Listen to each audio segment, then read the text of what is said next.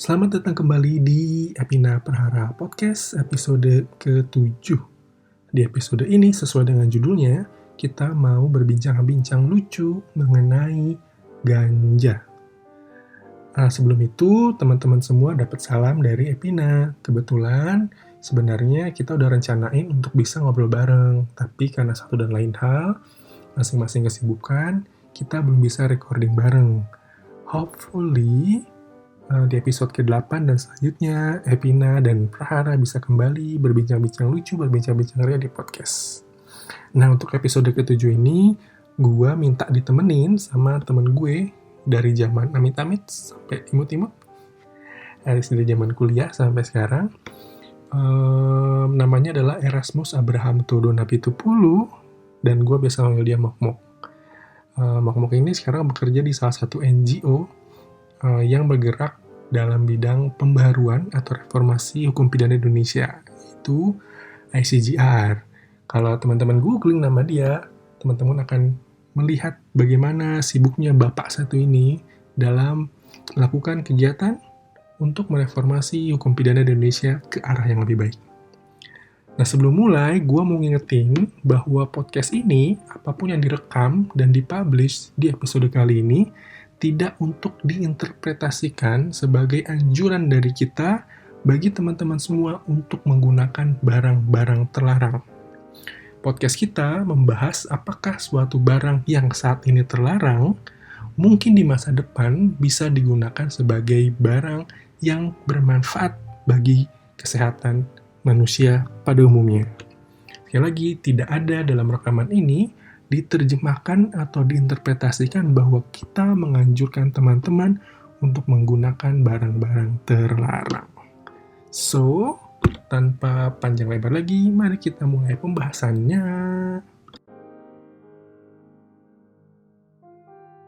Oke. Malam, Mok, apa kabar? Sehat, Komandan. Sibuk, Mok? Ya, gitulah Pak, nyari duit biar bisa ngimbangin lo. Meskipun butuh 10 tahun lagi. Alah, kayak kuda. Ini mau gue pengen ngobrol sedikit, Mok, sebenarnya. Siap. Soal marijuana, a.k.a. ganja. Ya. Kemarin gue biasa lihat Twitter gitu, nemu ternyata ada berita baru, ada kasus di Lombok ya, Mok ya. Dia ternyata merebus ganja. Ya. Jadi bukan mengkonsumsi ya, merebus ganja yang kemudian hasil rebusannya dipakai buat pengobatan. Terus gue keingetan lo muncul tuh di acara Rosi kalau nggak salah ya, diskusi soal ganja. Nah, sebelum gue nanya, gue pengen tahu dulu nih, lo nih mengidentifikasikan diri sebagai penggiat legalisasi ganja kayak panitia atau gimana lo? Ya. Jadi itu menarik lah tadi kayak gue bilang, gue mendefinisikan gue sebagai penggiat reformasi kebijakan narkotika lah. Meskipun rumah besarnya sebenarnya pidananya ya, peradilannya. Jadi kebijakan narkotika di bawahnya lagi nih, ada pidananya. Jadi fokus pidananya karena narkotika itu banyak banget, Ren. Ada yang kayak tadi lu bilang, teman-teman pegiat legalisasi, regulasi ganja, ada yang pegiat rehabilitasi, ada yang teman-teman pengguna dan lain-lain. Jadi gue di bagian memang yang kriminalnya, isu peradilannya. Tapi sejarahnya itu kemarin tadi yang aku cerita, 2013 tuh gue penelitian lah sama LAIP, Lembaga Independensi Peradilan namanya, bareng Miko Ginting, sekarang dosen di Jentera, Sekolah Tinggi Hukum Indonesia Jentera. Nah, saat itu kita riset gue riset sekitar hampir 800, hampir 1.000 putusan narkotika. Nah, 2013 selesai lah risetnya, 2013 itu 2014 selesai risetnya.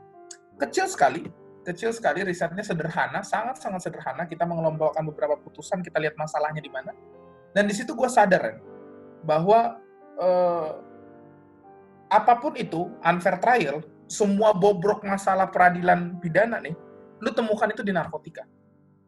Yang mungkin diantaranya lu nggak temukan di tempat lain. Contohnya gini nih, entrapment misalnya, atau penjebakan gitu ya. Di narkotika itu ada beberapa metode penyidikan yang kemudian dilegalkan. Jadi undercover buy, lalu kemudian control delivery, itu tuh disahkan di Undang-Undang Narkotika.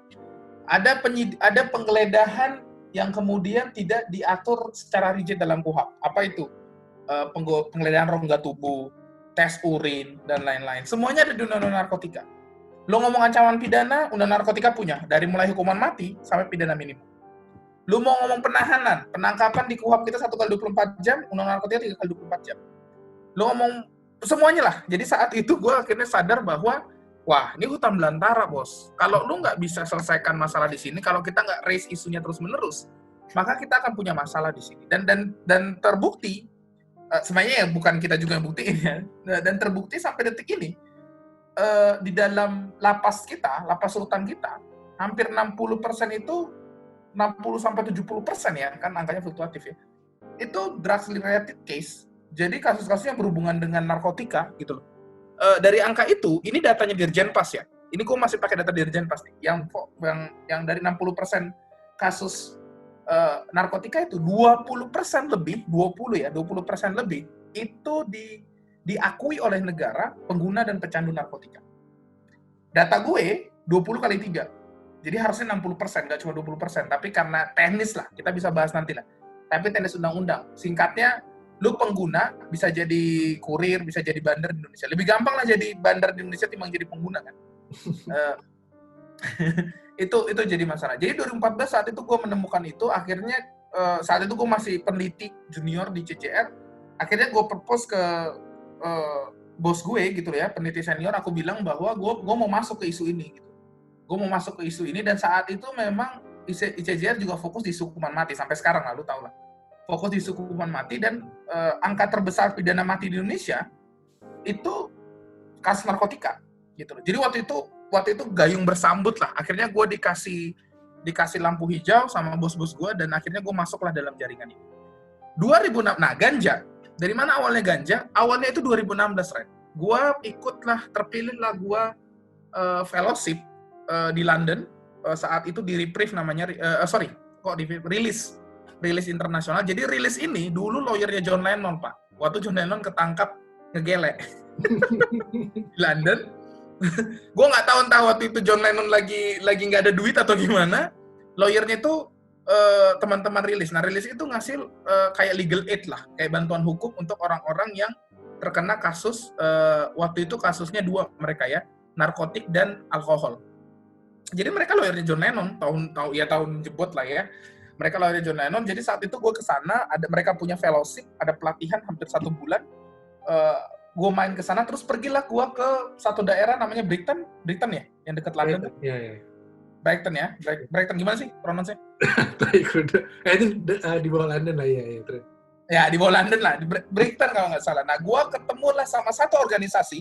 Nanti teman-teman yang dengar podcast ini, silahkan di ini ya, dicari tahu. Gue ketemu sama satu organisasi namanya Transform International.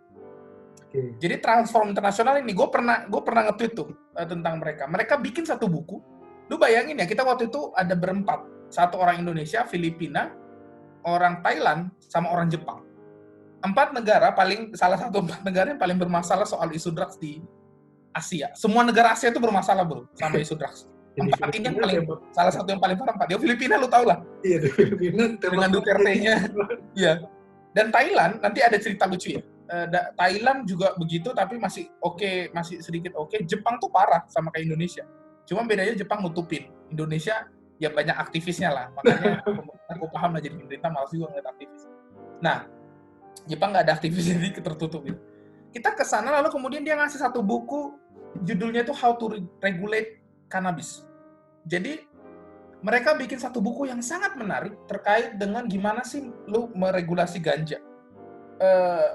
Bahasa kerennya sekarang legalisasi.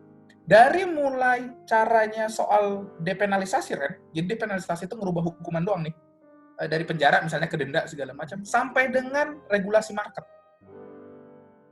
Jadi mereka bikin marketnya mereka bikin teorinya. Jadi nanti kalau kita punya waktu untuk diskusi lagi habis ini, gue akan jelasin panjang lebar. Mereka itu market ya, itu kurva. Jadi kayak disebutnya kurva kebijakan drugs policy curve gitulah ya. Gue lupa istilahnya apa. itu dibikin oleh ahli psikolog sama psikiatri. Jadi ahli mereka bikin di jurnal Lancet waktu itu tentang singkat ceritanya adalah dia kayak kurva yang ujung-ujungnya kalau lu terlalu keras ngatur itu ekuivalen sama lu nggak ngatur apapun. Jadi kayak Indonesia nih, harm yang kita rasakan, kehancuran yang kita rasakan sekarang karena narkotika itu sama dengan kalau kita nggak ngatur sama sekali dengan narkotika. Nah, yang dicari itu titik keseimbangannya, titik tengah. Jadi keseimbangan itu adalah memastikan lu sadar, otak lu sadar, dan lu cukup pintar untuk mengakui bahwa ini barang yang tidak akan hilang di muka bumi, gitu ya. Tapi lu bisa kontrol. Makanya konteksnya mirip ini ya, pekerja seks ya? Banget, Ren. Banget. Jadi, di dalam, sebenarnya, di luar buku itu, sebenarnya gue belajar tentang, di situ, waktu itu gue belajar sama, ada satu ahli yang datang bilang bahwa, kejahatan-kejahatan lama di muka bumi ini, itu dalam sejarah nggak pernah bisa hilang. Hanya yang berhasil mengkontrol, yang mendapatkan keuntungan. Jadi terserah lo lah, lo bisa sebut prostitusi, judi, alkohol, narkotika, itu lo nggak bakalan bisa hilangkan dari muka bumi. Tapi lo bisa kontrol. Makanya negara-negara yang berhasil menyelesaikan masalah ini, itu bukan negara-negara yang berhasil menghapuskan, tapi negara-negara yang berhasil mengkontrol. Lo kan dari London kan? Prostitusi di London kan ada aturannya, diregulasi. Ya kan? Naik ke atas dikit, di daerah, kampung halaman gua, di Merseyside, Liverpool situ, mereka, di Merseyside itu mereka punya satu, ini ngomongin prostitusi ya, mereka punya satu regulasi, prinsip yang disebut dengan Merseyside, gue lupa prinsipal atau lo, yang intinya adalah kalau lo menyerang prostitut, kalau lo menyerang pekerja seks, maka itu akan dikategorikan sebagai hate crime. Sebegitunya ngaturnya gitu loh. Di Skandinavia ada Skandinavia model, ada Swedish model, banyak lah di negara-negara Eropa. Karena apa? Mereka sadar kita nggak mungkin hapus. Kita hanya bisa kontrol. Amerika habis prohibitionis, masa prohibition alkohol, era-era pelarangan alkohol. Setelah itu mereka punya masalah besar tentang alkohol. Tapi negara-negara yang berhasil tentang alkohol itu adalah negara yang kontrol. Lu suka nggak suka, Indonesia itu salah satu contohnya. Kita ini belum aja masalah alkohol, bro. Karena belum dilarang, Pak. Nanti kalau dilarang, kita punya masalah yang sama dengan narkotika. Karena lu nggak mungkin ngelarang orang Batak minum tuak. Lu nggak mungkin ngelarang orang Manado minum tuak dan cap tikus. Lu nggak mungkin ngelarang orang NTT minum sopi, kan? Yang bisa lu lakukan itu adalah kontrol. Mekanisme kontrol itu nggak perlu. Nah, balik lagi nih. 2016, gue ketemu lah sama direkturnya, yang waktu itu kepala gue mau pecah, kan? Karena saat itu gue emang dengar soal lu legalisasi ganja. Tapi waktu itu kami berempat, itu nggak ada yang percaya. Ah, lu gila lu. Kita bilang gitu. Orang yang sama, direktur yang sama itu, 2016, akhir tahunnya, itu berangkat ke Thailand. Dan Thailand sekarang punya portofolio pertama untuk legalisasi ganja, Pak. Untuk medis. Gitu. Untuk medis ya? Untuk medis. Mereka medis dulu. Tapi udah ngomongin rekreasional lah. Lu tahu kan rahasia kenapa Thailand lebih laku dari Indonesia soal pariwisata? Iya, tapi itu ya. Iya, sama di cup, iya, kan? Boy. Yoi, 3S bro, 3S. Sun, Sand, Sex. Tiga-tiganya mereka kelola. Dan di Thailand itu legal, prostitusi itu legal, ada diregulate gitu. Dan itu mereka mau akan coba lagi untuk kanabis. Nanti Indonesia, jadi Pak Jokowi nggak usah pusing kalau misalnya ditanya kenapa kita kurang laku dari Thailand, karena memang lu harus kontrol. Suka nggak suka ya nggak sesuai lah sama falsafah bangsa kita, lu terserah lah. Nah itu tapi nggak suka. Nah habis 2016 itu lah, Ren. Balik dari sana gue diskusi, gue ketemu lah sama beberapa teman-teman. 2017 pecah lah kasusnya Fidelis. Iya, Fidelis ini kan yang istrinya di treatment menggunakan ganja, kemudian ditangkap polisi suaminya. Yes, 2017 pecahlah kasus Fidelis, gue ketemu sama beberapa aktivis, dan saat itu istrinya Fidelis kan sejenis kanker lah ya, istrinya begitu ya, sejenis itu, tapi penyakitnya lebih langka. Bosnya gue, Mas Anggara tuh, ibunya meninggal karena kanker. Jadi saat itu kita kirim amikus ke pengadilannya Fidelis, saat itu Sanggau, kita kirim, kita minta dia dibebaskan, tapi ternyata hakim menjatuhkan pidana di bawah ketentuan minimum khusus. Kan Ini harusnya 5 tahun karena dia buat yang bingung, amicus itu adalah kalau ya. NGO pihak ketiga melihat suatu kasus, dia bisa kayak memberikan opini ya, non-binding opinion lah, buat membantu pengadilan untuk memutuskan perkaranya. Nah, di Ya, kasus jadi Fidelis, apa yang lo opinikan ke pengadilan waktu itu? kita opinikan waktu itu sesuatu yang sangat baru, jarang. Itu soal daya paksa. Daya paksa? Soal daya paksa di KUHP. Kita bilang daya paksa karena Fidelis nggak punya opsi, dia nggak punya pilihan. Karena saat itu dia ceritanya, gue beruntung 2019 kemarin gue ketemu Mas Fidelis di Sanggau, aku datang ke sana ngobrol-ngobrol, cerita sama dia panjang lebar, hampir berapa jam kita cerita, dan di situ dia meyakinkan aku secara bulat, meskipun gue sebelumnya udah teriyakini lah, makanya gue datang ke sana.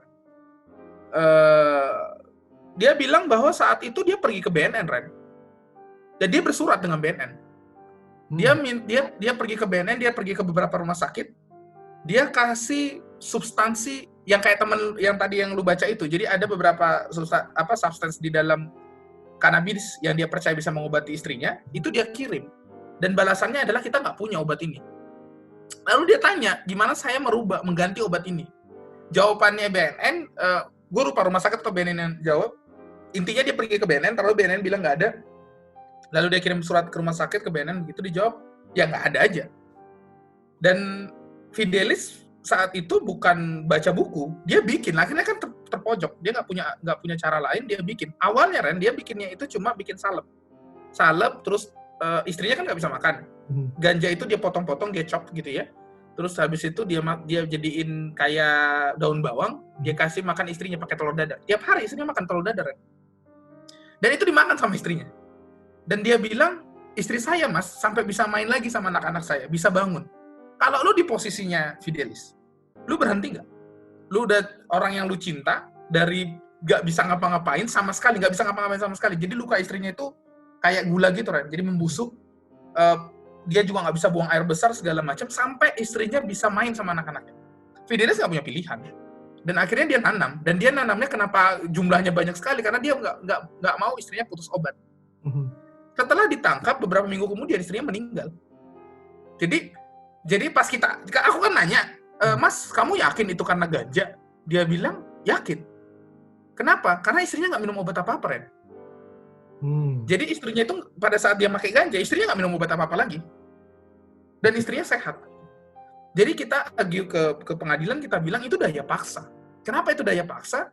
Karena dia punya hubungan dengan istrinya, dan obat itu menunjukkan satu reaksi, dan istrinya menunjukkan satu reaksi, yang sudah dikonfirmasi oleh dokter. Karena dia meninggal setelah itu, setelah putus obat dia meninggal. Jadi Fidelis nggak punya pilihan, dan itu namanya daya paksa.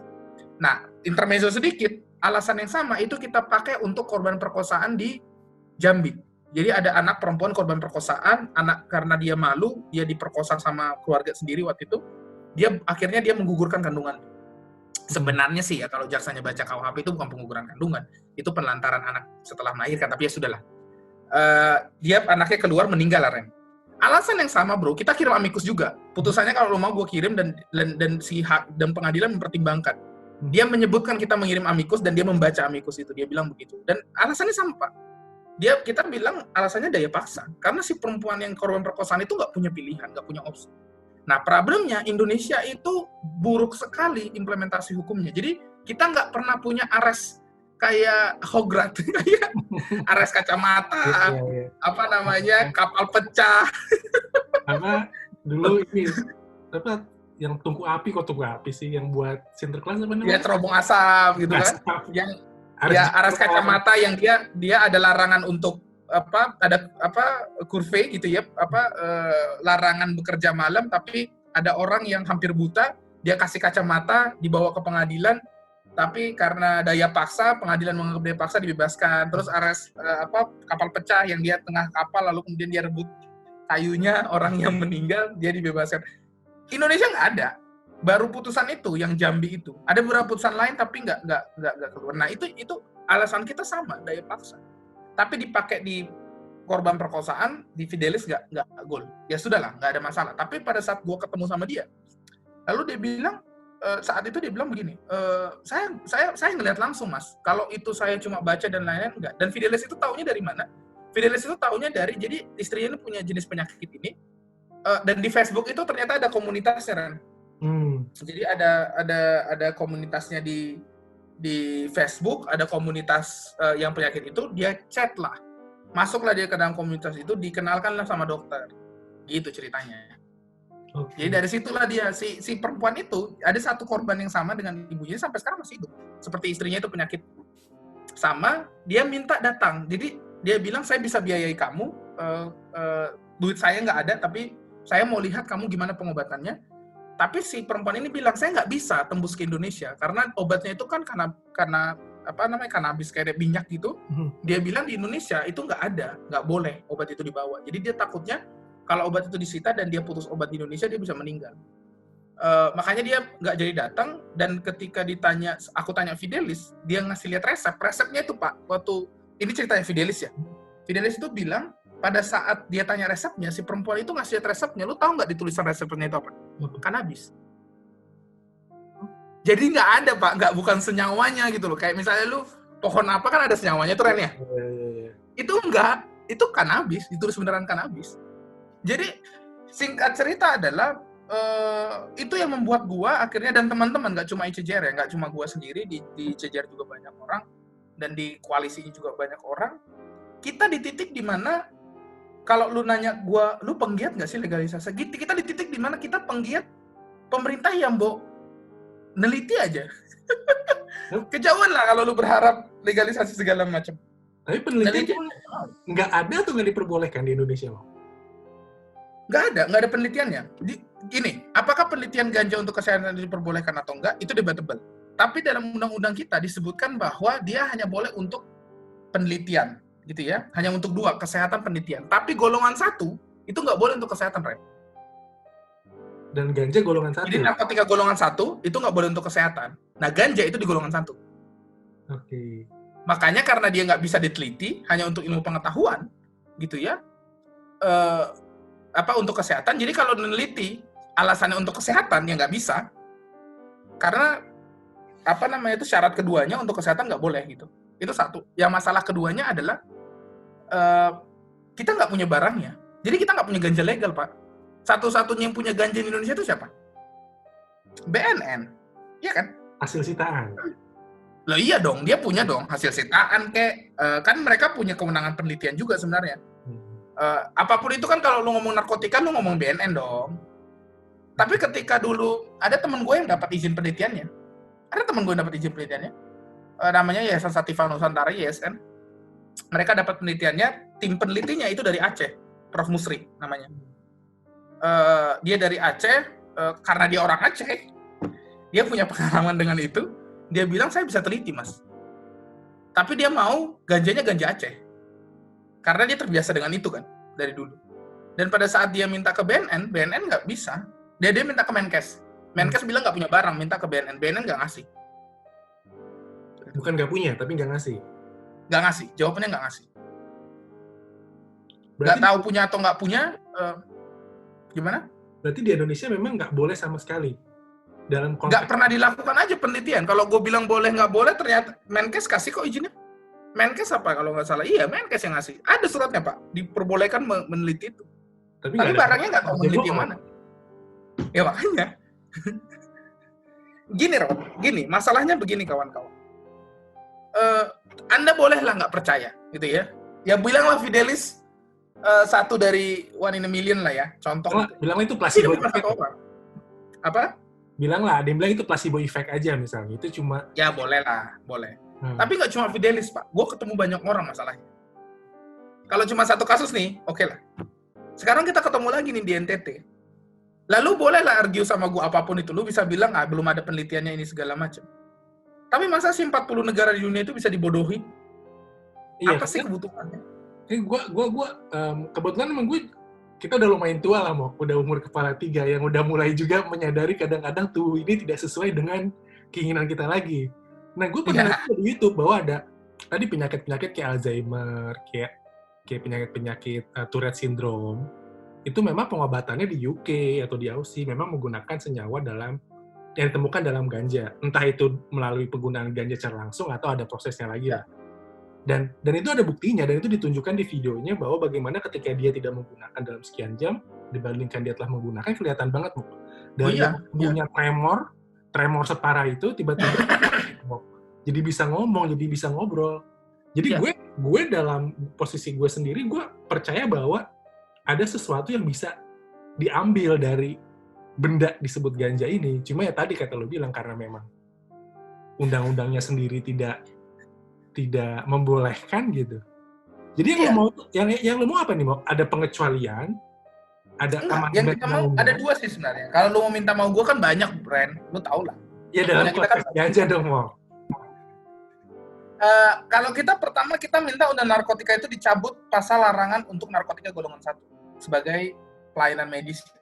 Karena kita mau gimana? Golongan 1 apa aja selain ganja yang heroin, yang berat-berat itu golongan 1 Pak. Heroin, ekstasi, sabu itu golongan 1. Jadi ganja itu disetarakan dengan hal-hal yang kayak gitu. Ren, cuma ganja yang dari biji sampai turun-turunannya itu dilarang. Opium itu enggak. Turunannya opium itu ada golongan 2, golongan 3. Morfin itu kan turunan opiat. Bunga opiumnya dilarang nggak? Penggunaannya yang untuk satu, tanamannya dilarang, tapi turunan-turunannya enggak. Terus? Ganja, itu dari mulai biji, dari mulai turunan itu dilarang semua. Jadi yang kita mau adalah narkotika golongan 1 dicabut. Nah, orang ada yang banyak bilang, Ras, kalau lu cabut narkotika golongan 1 boleh dong dipakai macam-macam. Di KUHP di Undang-Undang Narkotika kan udah dilarang penyalahgunaan. Yang kita bicarakan bukan penyalahgunaan, penggunaan kan untuk medis gitu. Jadi ngapain lu larang narkotika golongan 1 untuk medis kalau lu ngelarang penyalahgunaannya? Aneh kan undang-undang kita. Jadi undang-undang narkotika kita nih, Ren, dia ngelarang penyalahgunaan untuk narkotika golongan 1, 2, dan 3. Gitu ya. Tapi di pasal-pasal awal, di pasal 8 tuh, dia bilang narkotika golongan 2, 3 boleh untuk pengobatan, narkotika golongan 1 nggak boleh untuk pengobatan. Nah, terus kenapa lu larang penyalahgunaannya? 2 dan 3 berarti kan nggak boleh. Gimana? Komparasi. 2 dan 3 yang boleh buat pengobatan apa? Nomor golongan 2 yang paling contoh pengobatan itu morfin. Kalau lu sakit, ini ya, dia penghilang sakit ya. Golongan 3 itu semua yang obat-obat batuk. Nah, itu golongan 3 tuh. Itu narkotika? Ya, narkotika psikotropika lah ya, sama lah. Itu ada narkotika, itu ada golongan 3. Jadi itu contohnya, narkotika golongan 2 itu kayak morfin, itu golongan 2. Kalau lu kan sering kan nonton film perang, dikasih morfin. Nah, itu narkotika golongan 2. Boleh untuk pengobatan. Gitu lah ya. Ya, jadi antidepresan segala macam itu pasti golongan 2 semua tuh. Oh, yang kayak dulu sempat Tora Sudiro ya, apa? Ya, tapi psikotropika, tapi itu golongan bawah, benar. Meskipun psikotropi, Dumolit itu golongan 2, golongan 3. Gitu. Nah, jadi dia narkotika golongan 1. Nah, kita minta itu dicabut. Karena apa dicabut? Sebenarnya, Ren, kalau orang debatable, oh enggak kok, itu kan golongan 1 berbahaya, enggak ada ininya. Ada nggak sih selain ganja? Ada, Pak. Dulu nih, ada nama obat namanya metadon. Metadon itu sekarang golongan 2, kan? Jadi metadon itu obat terapi. Dulu golongan 1, Pak. Karena dia nilai efek ketergantungannya itu setara sama heroin. Metadon. Sama putau. Kalau di Indonesia bahasanya putau. Itu ketergantungannya sama. Bedanya adalah kalau putau, lu suntik. Metadon oral. Lu pakai suntik, metadon oral, diminum. Nah, pada saat HIV/AIDS meningkat, gara-gara salah satunya populasi kuncinya adalah pengguna jarum suntik, gitu ya, dunia berdebat. Oh, dalam konteks terapi, lu nggak bisa abstinence. Jadi, lu ngobatin tuh nggak mungkin orang lepas kan. Pasti kan ada terapinya kan. Ada penurunan dosis segala macam. Lu rokok lah, lu mau berhenti rokok kan pasti sebungkus, habis itu 5 batang. Gue nggak rokok, tapi gue nggak tahu. Misalnya. Yang lain lah. Nah, misalnya gitu kan. Nah, si metadon itu, dia caranya gitu, Ren. Jadi, lu dari 2 botol, habis itu minum 1 botol, setengah botol, dan lain-lain. Tapi kalau lu tetap suntik, kan bahaya kan? Tetap HIV kan? Akhirnya yang dilakukan apa? Yang dilakukan adalah memperkenalkan metadon. Jadi, lu dapat dampak obatnya, tapi lu nggak perlu suntik. Lu kan convert gitu ya? Yes, mengkonvert gitu lah. Nah, metadon itu akhirnya karena dia ketahuan obat, dipindahkanlah dia ke golongan 2. Oke. Lu bayangin nggak dulu, kalau seandainya narkotika golongan 1 bisa dipakai untuk berobat, lu nggak perlu bro, panjang lebar kiri kanan, ganti undang-undang segala macam untuk hanya ngerubah dari narkotika golongan 1 ke narkotika golongan 2. Dan itu membuktikan apa? Itu membuktikan bahwa penelitian itu berkembang. Ilmu pengetahuan itu berkembang. Sesuatu yang kita anggap salah dulu, belum tentu salah sekarang. Mungkin bisa jadi karena nggak ada ilmu pengetahuan sekarang untuk menguji. Dan itu dibuktikan dengan metadon. Banyak nggak yang pindah golongan? Banyak. Metadon yang paling terkenal. Itu salah satunya. Bang, Ren, ada nggak narkotika lain yang dia nggak pindah golongan, tapi dijadikan alat untuk pelayanan kesehatan? Ada. Ada namanya heroin consumption room. Jadi beberapa negara tuh, gara-gara ada beberapa pengguna yang nggak bisa pindah dari suntik ke minum, karena dia ada reaksi tubuhnya, yang dilakukan negara-negara ini seperti Kanada, Portugal adalah bikin namanya consumption room, kan? Jadi consumption room itu adalah lu bisa pakai, lu bisa nyuntik, tapi di bawah kendali negara. Nyuntiknya pakai apa, bro? Heroin, Pak.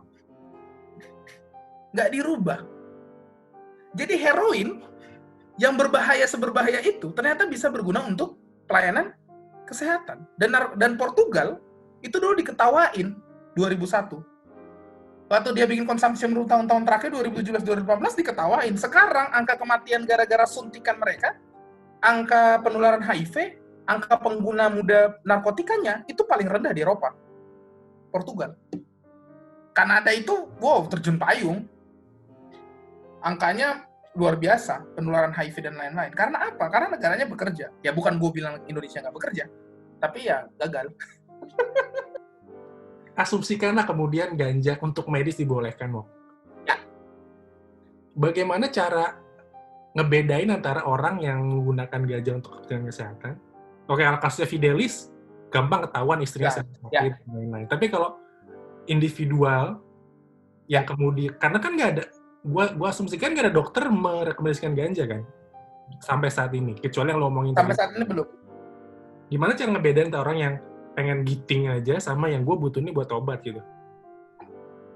Atau harusnya dua-duanya boleh gitu, lu nggak boleh pisahin karena terlalu susah untuk lo pisahin antara orang rekreasional sama orang obatan. Ini pertanyaan yang paling sering gue dengar dan ini pertanyaan bagus karena ini menjelaskan gimana sih sebenarnya kita selama ini ngelola obat.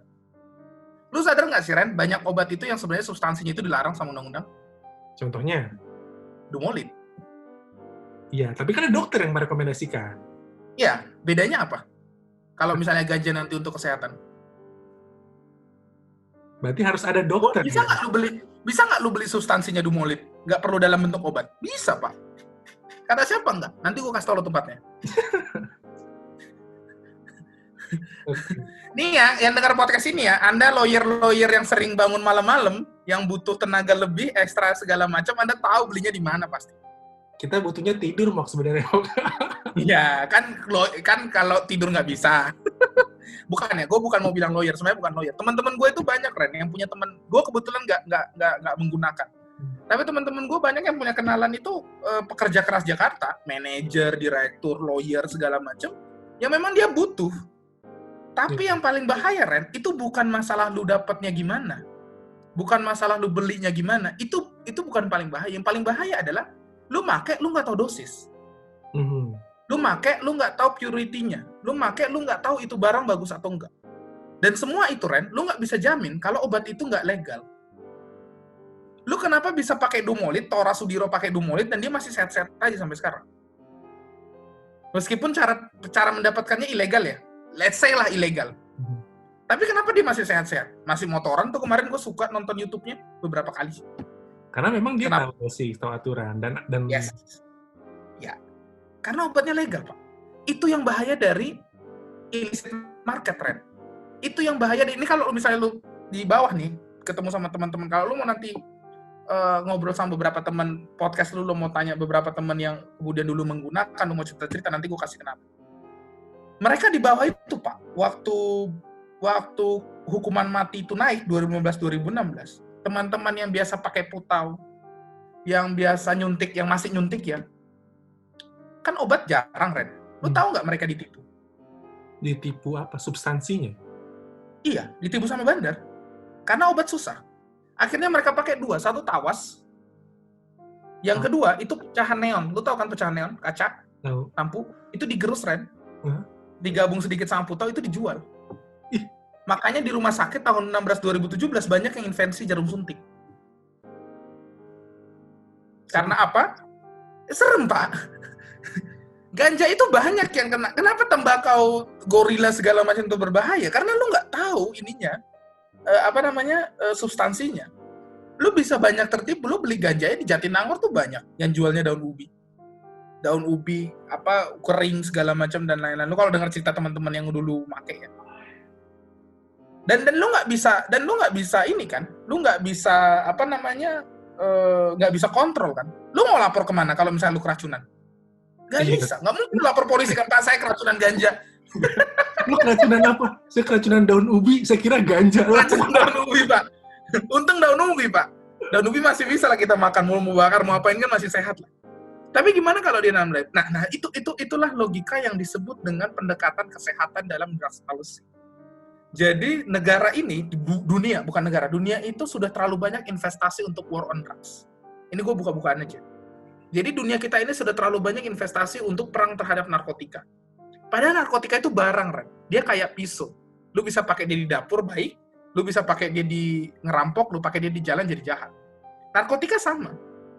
Jadi gua dan teman-teman itu adalah orang-orang yang menolak untuk mengkerdilkan daya pikir manusia. Bahwa kita bisa di bawah di bawah ketakutan suatu tanaman yang namanya ganja. Yang masa sih nggak bisa kontrol. Nih, gue ceritain ya ke lu ya. Ini gue ceritain. Lu tahu nggak ganja di Aceh itu dipakai buat apa? Orang bilang makanan kan. Wah, kalau di kampung gua tuh di Medan tuh disebutnya barang Aceh, Ren. Gitu. Nah, kalau lu tahu ganja di Aceh itu semuanya, tapi yang paling sering dipakai itu sebenarnya bukan makanan doang, tapi itu di pembasmi hama. Jadi kalau dulu makanya gue ketawa tuh waktu ada orang yang bilang, ada di TV ya bilang itu yang nanam petani-petani. Ya karena emang petani dulu nanam ganja di Aceh, Pak. Jadi supaya menghilangkan hama nih, ya kalau mereka berkebun, lo kan nggak mungkin semprot kan, mahal gitu ya. Jadi petani itu nanam ganja, Ren, di sela-sela, di sisi daun ubi, di sisi pohon pisang segala macam itu dia tanam ganja. Karena apa? Ganja itu pembasmi hama. Kebiasaannya orang Aceh. Dipakai buat obat di Aceh. Pertanyaan gue, kenapa Aceh masih ada? Giting-giting nggak orang Aceh? Enggak. Banyak yang jadi anggota DPR. Yang nyumbang pertama kali pesawat ke Soekarno orang Aceh. Lu mau bilang itu lagi mabok dia nyumbang pesawat? Kan enggak. Ya Dian kata lo tadi bener bahwa ya ini Dian kan benda juga gitu. Kalau lo mau manfaatin bisa, lo mau buat hal yang nggak bener bisa.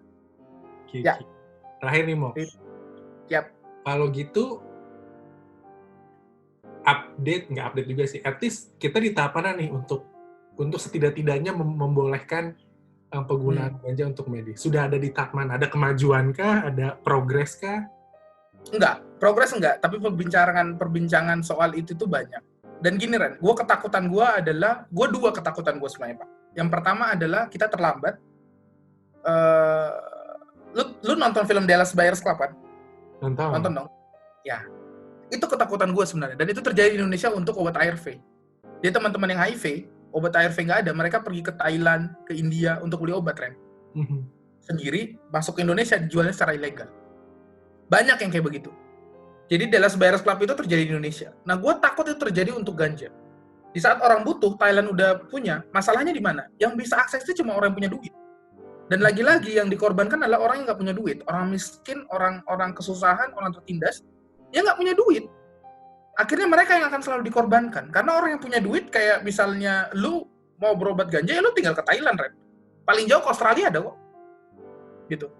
Dan itu yang paling gue takutkan. Suatu saat nanti patennya dibuat, obat itu kemudian menjadi obat yang dianggap ternyata punya khasiat, dan lain-lain, kita akan terlalu terlambat. Itu yang pertama. Yang kedua adalah, gue takut ganja ini semuanya yang ceritain ke gue ini, yang meracuni gue ini namanya Dira semuanya. Si direktur LGN tuh, ketua LGN tuh. Dira itu pernah ngomong ke gue gini, karena kan otak gue hukum banget kan. Gue nggak ada ekonomi sedikit pun. Dia bilang gini, Mas Eros, yang saya takutkan itu bukan soal ganja dilarang atau kita dihukum dan lain-lain. Yang paling gue takutkan, kata dia, kalau ganja itu nanti ternyata orang tahu khasiatnya, orang sadar dia barang yang mahal, dan kemudian dia dikapitalisir. Dan jadilah kita nggak bakalan punya obat dan tidak bisa menguasai ganja, padahal itu tumbuh subur di negara kita. Dan jadilah kita selalu jadi skrup-skrup kapitalis kayak Randy gitu. Enggak, tapi bukannya kemarin sempat ada usul di DPR ya soal kita mau ekspor ganja Aceh? Iya, itu kan yang ngomong kan orang Aceh juga. Cuman kan karena dari PKS dia sudah klarifikasi. Oh. Orang Aceh itu udah default, Pak. Orang Aceh itu udah settingan awalnya begitu karena mereka merasakan kan. Gitu. Jadi gua kira itu suatu pembicaraan serius yang kemudian akan ditanggapi dan kemudian harusnya sih iya, harusnya ya, nanti kita lihat lah tanggal mainnya. Tapi kalau gue sih takutnya adalah yang diutamakan bukan medisnya, yang diutamakan adalah bisnisnya. Dan ganja itu emang bagus sekali. Celana lu kalau misalnya orang tua kita dulu zaman dulu pakai Levi's segala macam, pakai serat apa biar kuat. Sekarang lu pakai Levi's, dulu kan kita sering dengar cerita Levi's ya. Jangan dicuci, bisa tahan sampai 3 tahunan. Itu kan serat ganja, Ren. Ya, karena dulu kan ini ya, teori konspirasinya adalah ganja itu dulu dilarang karena untuk perdagangan kapas kan dulu ya di Amerika dan Meksiko. Ya. Di Amerika, di banyak negara itu emang dilarang karena dia dianggap tanaman kayak begini kan tumbuhnya di negara-negara Asia. Di negara-negara kayak Afghanistan, opium dan lain-lain itu kan tumbuhnya di tanaman seperti itu. Kapas itu tumbuhnya di Amerika. Makanya ganja itu dianggap narkotika dari kelas 3 kan. Kalau di Amerika dianggap substansinya kulit hitam. Kalau kulit putih karena lu kaya, lu pakainya heroin.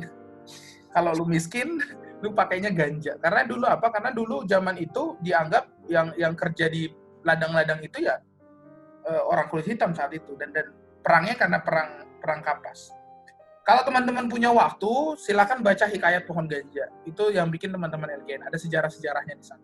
Itu nggak tiba-tiba lu ntar ditangkap kan, kayak buku-buku garis kiri kan? Oh enggak. Sejauh ini sih enggak. Kalau kalau buku komunis baru ditangkap. Ya, tahu Untung Karl Marx tidak menulis Hikayat Ganja, Pak. Kalau Karl Marx menulis tentang ganja juga, bubar kita. Untung buruh pabrik ya. Kalau dia buruh kapas, buruh ganja, habis kita, Pak. Gitu, Re. Terima kasih sekali, Mok, atas perbincangan yang menarik sekali. Sama-sama. Setuju podcastnya ini. Nanti kalau ada apa-apa di luar podcast, siapa tahu lah kita bisa berbincang lagi isu yang menarik. Ya, terima kasih, Ren. Sebenarnya ini penting sih, karena kan mungkin ya pendengar lu pasti orang-orang yang punya keresahan yang sama lah dengan Randy dan kawan-kawan. Dan kita ini kan dari dulu orang-orang yang kemudian ya lu nggak mungkin menerima segala sesuatunya tanpa minta bonnya kan. Lu harus cari alasannya kan. Gitu. Dan gue gitu, gue menerima informasi ini, gue nggak mau terima tanpa bon gitu loh. Gue harus lihat bonnya, apa alasannya, kenapa lu ngecas gue segini gitu. Kenapa lu ngelarang? Gue mau tahu reasonable-nya. Original intent lah kalau kita bahasa dulu orang ATN tuh. Esyong di ET gitu. Bahasa Indonesianya tindak batin, sikap batin. Nah, gitu. Pasti kalau kita cari tahu, pasti kebuka lah. Dan itulah pentingnya kita diskusi kayak begini kan. Thank you, bro. Oke, Mak. Sorry, guys. Oke, Ren. Salam buat seseorang yang tidak mungkin. Jangan. Kalau itu isunya itu nanti kan gue sebagai saksi, Ren. Enggak dong, sebagai ini dong. Pelaku. Mohon ya. Legal standing ya. Punya legal standing ya. Kalau ini kan enggak. Oke, Mak. Thank you, Mak. Oke. Dadah. Mak.